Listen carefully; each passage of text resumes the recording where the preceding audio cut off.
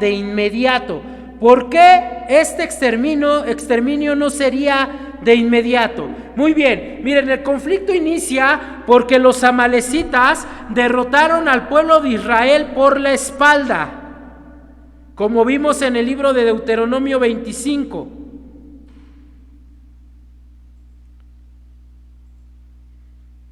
Posteriormente, Números 14, 43 al 45, Números 14, 43 al 45, Dios permitió que los amalecitas derrotaran a Israel en Horma. Pero ahí no iba a parar la historia. Dios le dio una orden a Saúl de destruirlos y Saúl fracasó en destruir a los amalecitas. Esto lo podemos ver en primer libro de Samuel, capítulo 15, versículos 2 al 9. Primero de Samuel, capítulo 15, versículo 3 al 9. Posteriormente, David luchó contra los amalecitas y los derrotó. Primer libro de Samuel, capítulo 30, versículo 1 al 20. En tiempos de Ezequías, este rey destruyó definitivamente a los amalecitas y los borró de la tierra. Esto ocurrió cerca del 716 al 687 antes de Cristo. Pero ¿por qué inició este conflicto? Muy bien, el pueblo de Israel iba a salir de la tierra de Egipto para ir a habitar la tierra de Canaán.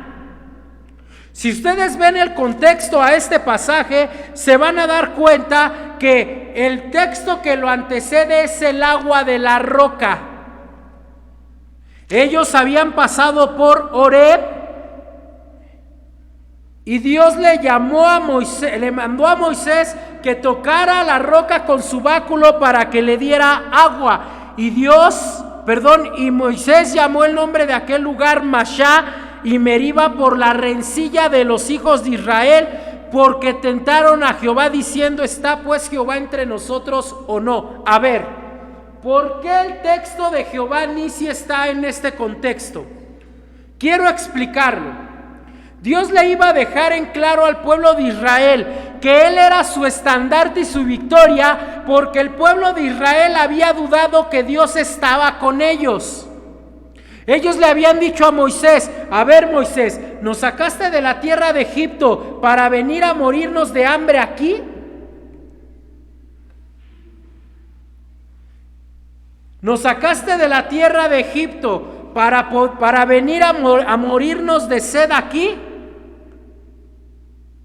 Noten cómo el versículo 7 llama la atención a la duda del pueblo de Israel acerca de que Dios estaba con ellos. Versículo 7 del capítulo 17 de Éxodo: y llamó el nombre de aquel lugar Mashá y Meriba por la rencilla de los hijos de Israel y porque tentaron a Jehová diciendo: ¿está pues Jehová entre nosotros o no? Es en ese contexto que van a venir los amalecitas a guerrear contra ellos.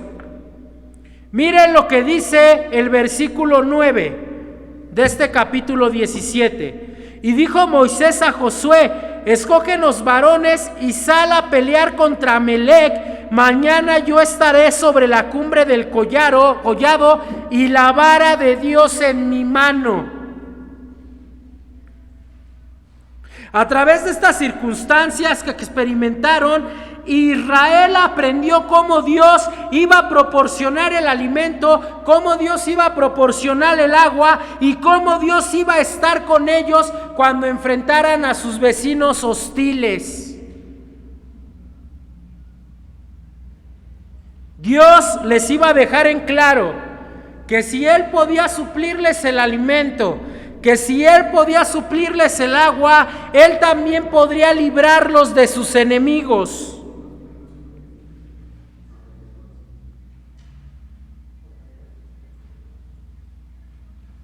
Quiero que noten algo, que Moisés le dice a Josué que mientras ellos luchaban, la vara de Dios iba a estar en su mano. Pero ¿por qué la vara de Dios? ¿Por qué la vara de Dios? Miren, la vara de Dios no quiere decir una varita mágica, no. Sino que la vara de Dios era emblemática en el sentido de que Dios se había manifestado a través de ella. Escuchen, que Dios a través de esa vara había hecho los milagros por los cuales el pueblo de Israel pudo salir de Egipto.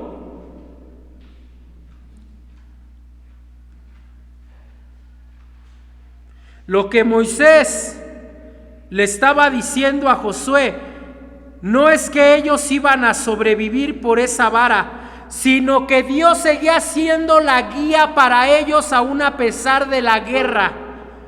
Eso es lo que le está dando a entender Moisés a Josué con la vara de Dios en su mano. Quiero que noten el versículo 10. E hizo Josué como le dijo Moisés, peleando contra Amalec, y Moisés y Aarón y Hur subieron a la cumbre del collado. Y sucedía que cuando alzaba Moisés su mano, Israel prevalecía, mas cuando él bajaba su mano, prevalecía Amalec. Y las manos de Moisés se cansaban, por lo que tomaron una piedra y la pusieron debajo de él, y se sentó sobre ella, y Aarón y Hur sostenían sus manos, uno de un lado y el otro del otro. Así hubo en sus manos firmeza hasta que se puso el sol.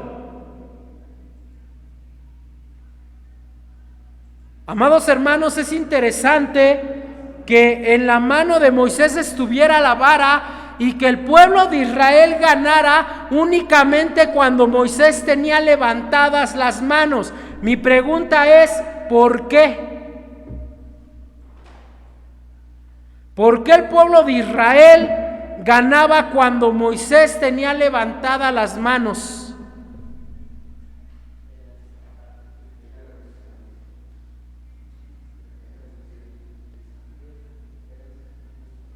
¿Por qué, amados hermanos?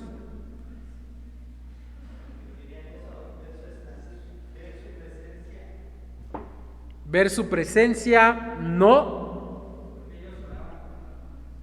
No. Es que es bien interesante. A ver, otra vez. Vean el contexto para que les ayude. Dios le había dejado en claro al pueblo de Israel que Él podía proveerles el alimento, podía proveerles la bebida, y que Él iba adelante y que los iba a guardar de sus enemigos. La vara de Aarón o la vara de Dios era la imagen de que Dios seguía siendo su guía. La vara de Dios iba a estar en la mano de Moisés, y la vara de Dios iba a estar permaneciendo con ellos mientras Moisés levantaba sus manos. ¿Qué quería Dios que entendieran? Porque es en ese contexto que aparece Jehová Nisi. Jehová es mi estandarte. Gracias, mi querido Abner. Lo que Dios quería del pueblo de Israel es que entendieran que Él era su única dependencia.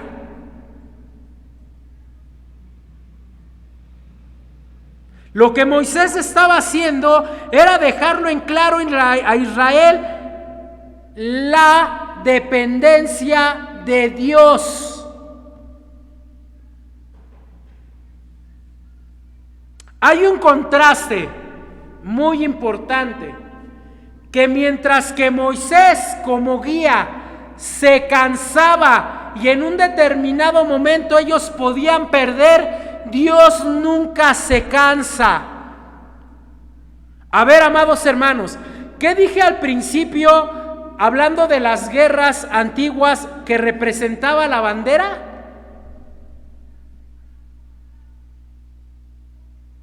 La bandera, la representación del pueblo por el cual estaban luchando. Lo que Moisés quiere dejarle en claro al pueblo de Israel es que Dios es su representante. ¿En qué sentido? en que Dios es el que lucha por ellos y les da la victoria. Por eso cuando Moisés bajaba las manos, el pueblo de Israel comenzaba a perder.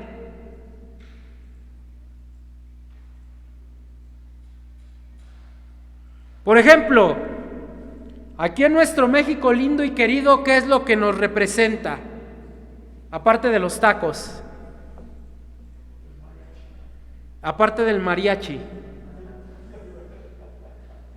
tenemos un estandarte, ¿no? Verde, blanco y rojo, con una águila devorando a una serpiente en una penca de nopales. De veras, les voy a hacer una clase de historia ahorita.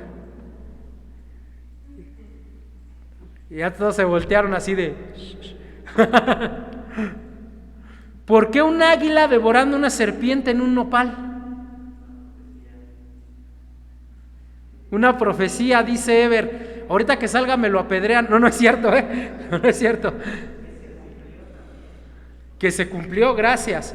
¿Por qué un águila? ¿Por qué les pregunto esto? Porque esto nos va a ayudar a entender lo que estamos viendo. ¿Por qué un águila devorando una serpiente en un nopal?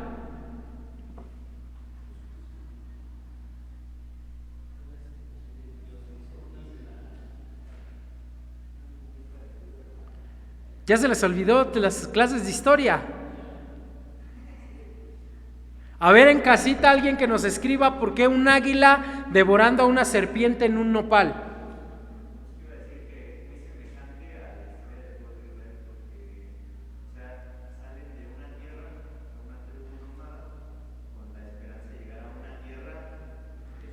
Pásale un micrófono porque le está dando al clavo, mi querido Ever, por favor.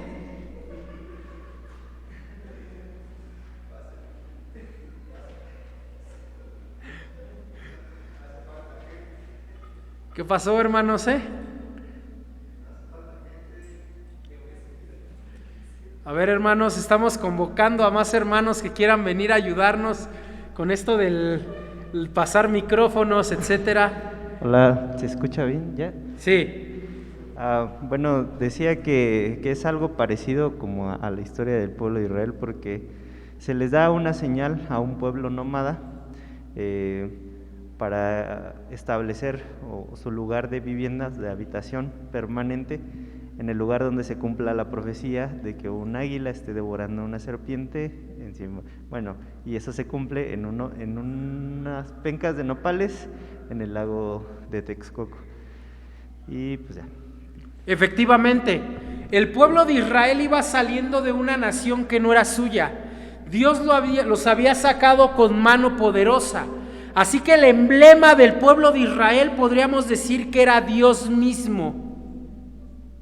Así como nosotros tenemos el águila devorando a la serpiente en el nopal, Dios era el emblema, era la enseña del pueblo de Israel, porque Dios los había sacado de la tierra de Egipto, los había provisto de alimento, los había provisto de agua y ahora era el quien peleaba por ellos.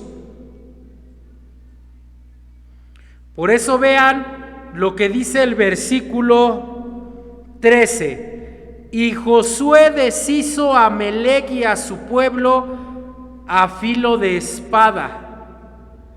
Y Jehová dijo a Moisés: escribe esto para memoria en un libro y di a Josué que raeré del todo la memoria de Amalec debajo del cielo.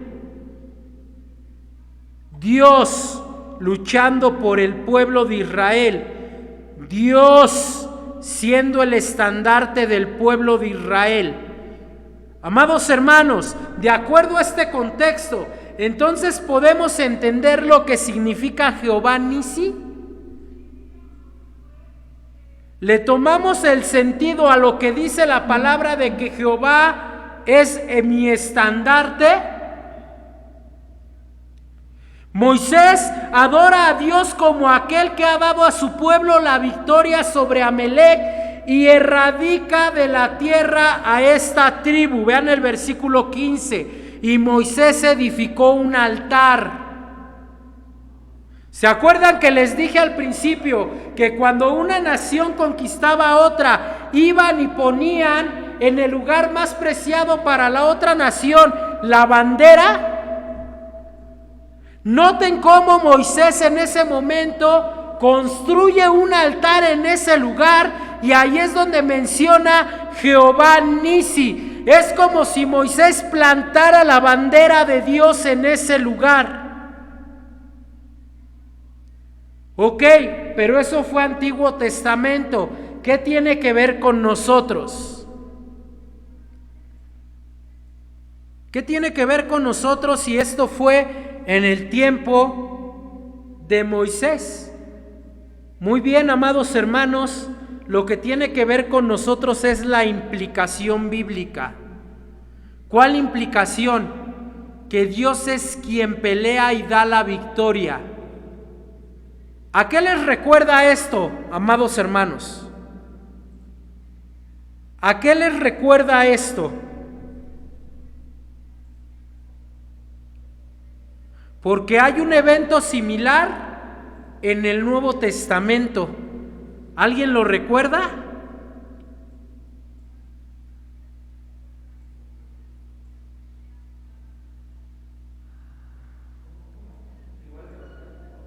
Hay un evento similar de esto en el Nuevo Testamento. Dios es mi estandarte, Dios pelea por nosotros, Dios nos da la victoria, Dios da la victoria sobre los enemigos de su pueblo. No antes del Apocalipsis. Quiero que vayan a Colosenses capítulo 2. Colosenses capítulo 2. Colosenses capítulo 2.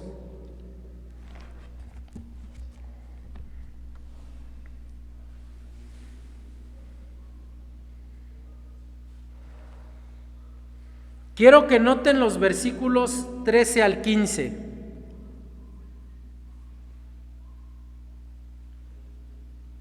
Y vamos a entender la implicación de Jehová Nisi para la iglesia. Y a vosotros, estando muertos en pecados y en la incircuncisión de vuestra carne, os dio vida juntamente con él, perdonándoos todos los pecados, anulando el acta de los decretos, que había contra nosotros, que nos era contraria, quitándola de en medio y clavándola en la cruz. Vean el versículo 15. Y despojando a los principados y a las potestades, los exhibió públicamente, triunfando sobre ellos en la cruz. ¿A qué les suena, queridos hermanos?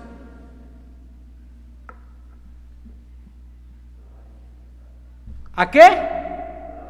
Al estandarte clavado. ¿Cuál fue el estandarte? La cruz. El hombre siempre ha tenido tres enemigos: el mundo, Satanás y él mismo. Esa es la historia de la humanidad. De la misma manera que el pueblo de Israel, la iglesia tiene que depender de todas maneras en su Dios, porque Dios nos sigue alimentando, Dios nos sigue dando de beber y Dios sigue peleando por nosotros. Así que Dios sigue mostrándonos su dependencia a nosotros. Al enfrentar a estos enemigos, amados hermanos, Cristo tenía que efectuar algo similar a lo que hizo Dios con el pueblo de Israel. Solamente que en este caso, el intermediario no sería Moisés levantando un estandarte. En este caso, el intermediario sería el mismo Hijo, y no levantando un estandarte, sino siendo levantado en una cruz. Cuando Cristo muere en la cruz, Cristo despoja a los principados y a las potestades. ¿Qué es despojar, hermanos? La palabra despojados en el griego quiere decir arrancar por la fuerza. Entonces, cuando Cristo murió en la cruz, Él arrancó por la fuerza a los principados y potestades. ¿Pero qué les quitó? ¿Por qué les conté las guerras de naciones en la antigüedad? Vamos a ver esta ilustración. El reino de las tinieblas, Colosenses 1:13, había despojado al reino humano de su libertad y le había clavado la bandera del pecado en la vida. Y cuando Cristo viene y muere en la cruz, Él derroca a la nación del reino de las tinieblas y va al lugar más preciado de ese reino de las tinieblas. ¿Cuál era el lugar más preciado del reino de las tinieblas? El mundo. Por eso Satanás le dice en la tentación a Jesús: yo te puedo dar todos estos reinos porque a mí se me ha dado la gloria de ellos. Y Cristo viene a este lugar, triunfa sobre ellos en la cruz y va y viene al mundo y clava su bandera de salvación. Dios sigue siendo nuestro estandarte, Dios sigue siendo nuestra bandera. Ahora quiero que noten esto. El versículo 15 dice: los exhibió públicamente. Hay algo que no les dije de las guerras antiguas, que cuando un rey derrocaba a otro o a otros, esos reyes eran exhibidos por su derrota entre ellos. ¿Cómo eran exhibidos? Muy bien, se le quitaban lo que se conoce como despojos de guerra,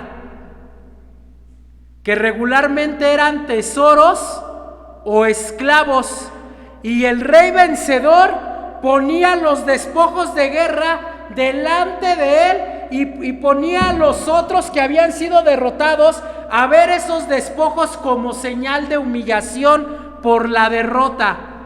Ahora sí lean lo que dice el texto: los exhibió públicamente, triunfando sobre ellos en la cruz. ¿Qué hizo Cristo? Le mostró a Satanás, al mundo y al pecado los despojos de guerra. ¿Quiénes son los despojos de guerra?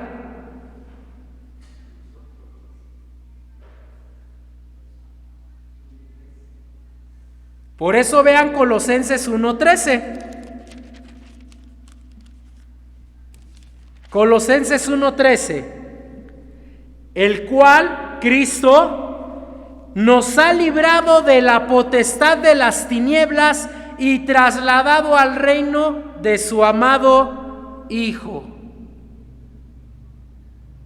Amados hermanos, ¿cuál es la implicación que tiene Jehová Nisi para nosotros? Que Dios es nuestra enseña que nos representa.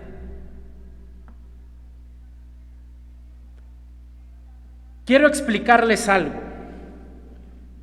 Cuando un reino conquistaba al otro y le quitaba sus pertenencias, el rey vencedor le ponía un sello a los despojos.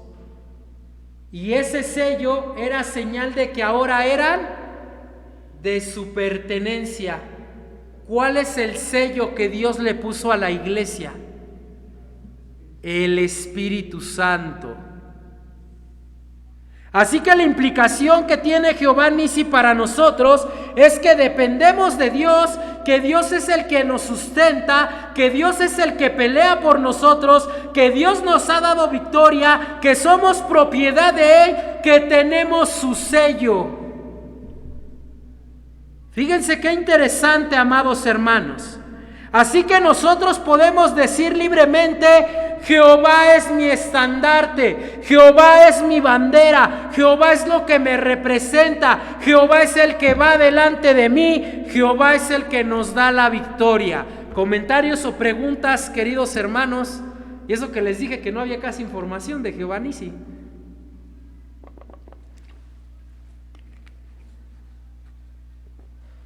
Acercaos, querido Pepe. Ahí cuando Jesús estaba hablando con Nicodemo, en Juan, le dice que así como la serpiente fue levantada en el desierto, es necesario que el Hijo del Hombre sea levantado. ¿También es implicación de Jehová Nisi? No, cuando el asunto de la serpiente tiene que ver con salvación, aunque sí tenía alguna implicación, pero el evento es distinto, porque Números 24 nos describe cómo el pueblo de Israel estaba siendo mordido por serpientes a causa de su desobediencia. La serpiente, curioso que fuera una serpiente, simbolizaba el pecado en el pueblo de Israel. Cuando Jesús le dice que así como Moisés levantó la serpiente en el desierto, es necesario que el Hijo del Hombre sea levantado, a lo que está apuntando es a lo que dice segunda carta a los Corintios 5, que Dios iba a cargar en él todo el pecado del mundo, por eso una serpiente. Entonces en Números 24, lo que los mataba era su mismo antídoto, una serpiente. Simbolizaba el pecado y el pecado tenía que ser erradicado, tenía que ser echado fuera. Pero efectivamente Dios iba a salvar, porque dice que todos los que miraran a ella fueran salvos. En sí el asunto no era la serpiente, porque de ahí toma la Iglesia de Roma partida para decir, ya ves, fue una imagen lo que lo salvó. No fue la imagen, fue la fe en lo que Dios les había mandado. Qué buen comentario, gracias mi querido Pepe. ¿Alguien más?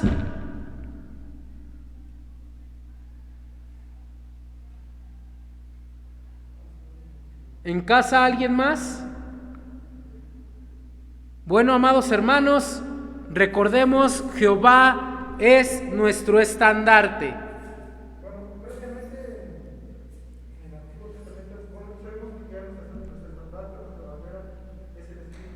Ajá.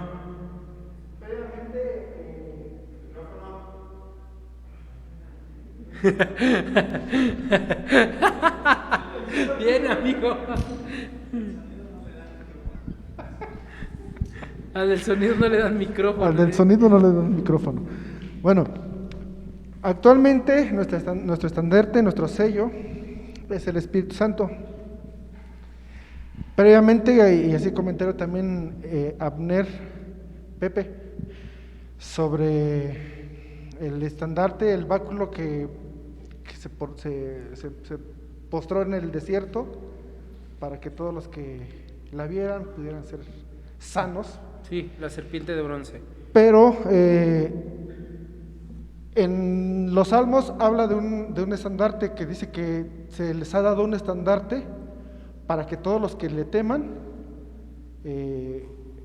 todos los que vean ese estandarte al pueblo, entregado al pueblo, puedan vencer al enemigo. ¿Cuál estandarte era? Tiene la misma implicación de Éxodo 17. Cuando David dice Dios es mi estandarte, lo hace pensando en lo que había pasado con Moisés. Tiene la misma implicación. Dios es el que pelea, Dios es el que va adelante y Dios es el que da la victoria. Entonces cuando dice Dios, Jehová es mi estandarte, en los Salmos se refiere a eso, a la misma implicación. ¿Alguien más? ¿Nadie? Bueno, ahora sí vamos a orar. ¿Sí? ¿Oramos o hay alguien más? Vamos a orar. Doy los anuncios y la oración final de una vez. Bueno, primero los anuncios y ya oro por el estudio y por la oración final. Muy bien, amados hermanos, algunos anuncios rápidamente. Ya saben, dentro de 8 días iniciamos con el libro de Cantar de Cantares. Esto va dirigido a los matrimonios, sin embargo los jóvenes pueden y deben tomarlo.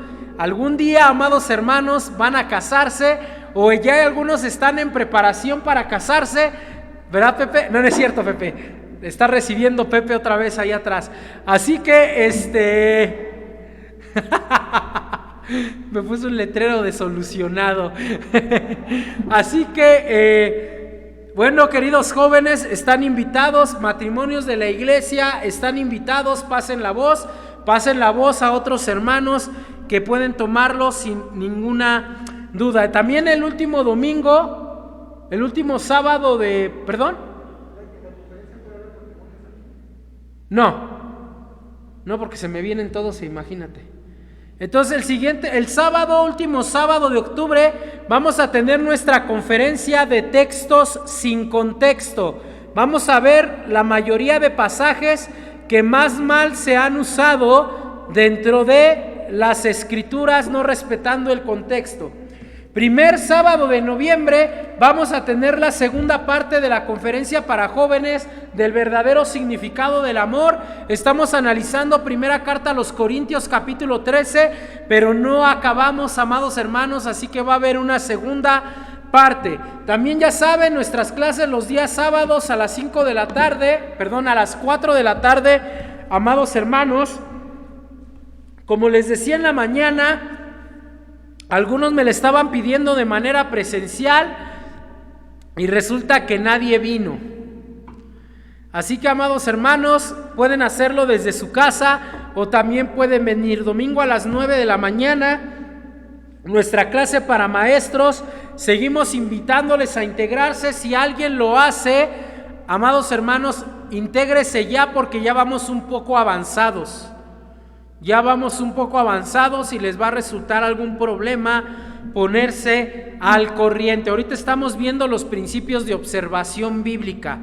Entonces, amados hermanos, intégrense si el Señor así lo dispone en su corazón. También seguimos rogándole por productos de la canasta básica para ayudar a nuestros hermanos en necesidad. Nuestro querido Armando Velasco está para servirles después de las 5 de la tarde todos los días. Pueden comunicarse con él por teléfono y él pasa hasta su hogar a recoger el producto. Queridos hermanos, también seguimos invitándoles y esperándoles los videos de gratitud a nuestro Dios. Mi querido Ever lo sigue esperando, amados hermanos. Compartamos unos con otros las gratitudes que tenemos para nuestro Dios. Ya saben, día miércoles 7 de la noche, nuestro culto de oración. Vamos a continuar con el estudio del Evangelio de Juan. Ya saben, nuestro culto a las 11 de la mañana, estamos exponiendo las 5 solas de la Reforma. Y pues nuestro culto a las 6:30, amados hermanos, de la tarde el domingo, donde estamos viendo teología propia.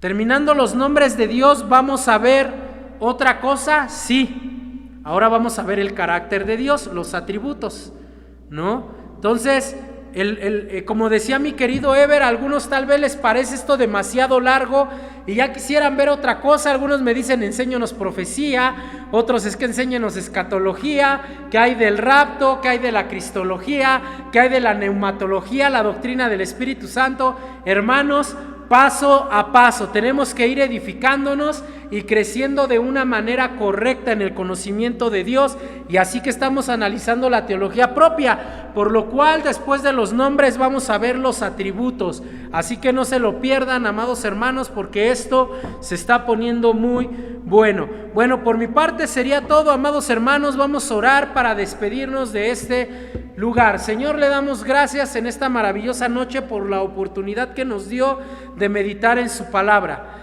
Gracias porque hoy pudimos recordar que usted es nuestro estandarte, que usted es nuestra bandera, que usted ya nos ha dado la victoria, que seguimos dependiendo de usted y que usted pelea por nosotros.